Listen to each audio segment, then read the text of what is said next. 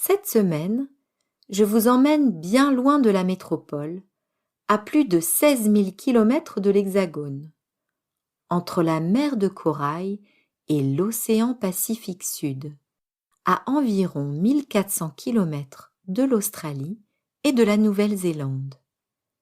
Bienvenue en Nouvelle-Calédonie, un archipel, c'est-à-dire un ensemble d'îles, d'Océanie, qui est devenu français il y a 168 ans, le 24 septembre 1853. James Cook accoste Grande-Terre, l'île principale, longue de 400 km, en 1774 et la baptise Nouvelle-Calédonie en hommage à son Écosse natale.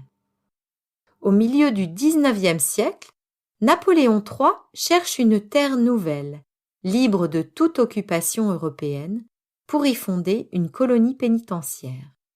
La Nouvelle-Calédonie est proclamée colonie française à Balade, sur la côte est de Grande-Terre, le 24 septembre 1853, par le contre-amiral Février Despointes. L'État français établit un bagne où 21 630 personnes sont envoyées entre 1864 et 1897. Parmi eux, il y a 4 250 révolutionnaires de la Commune de Paris. La première rébellion kanak contre la colonisation est menée par le chef Ataï en 1878. 1200 Kanaks et 200 Européens sont tués. Ataï est décapité et sa tête envoyée à la Société d'anthropologie de Paris pour étude. Ce n'est qu'en 1946 que les Kanaks sont reconnus citoyens français et que la Nouvelle-Calédonie devient territoire d'outre-mer. Jusqu'en 2004, de nombreux conflits meurtriers opposent les Kanaks du Front de libération nationale et les anti-indépendantistes. Des accords sont signés en 1988 et Michel Rocard, Premier ministre français, promet un vote sur l'autodétermination du territoire dans les 10 ans.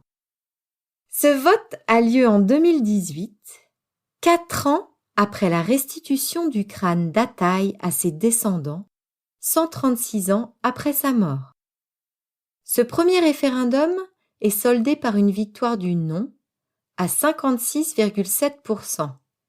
Il est suivi par un deuxième référendum en 2020 où le non l'emporte à 53,3%.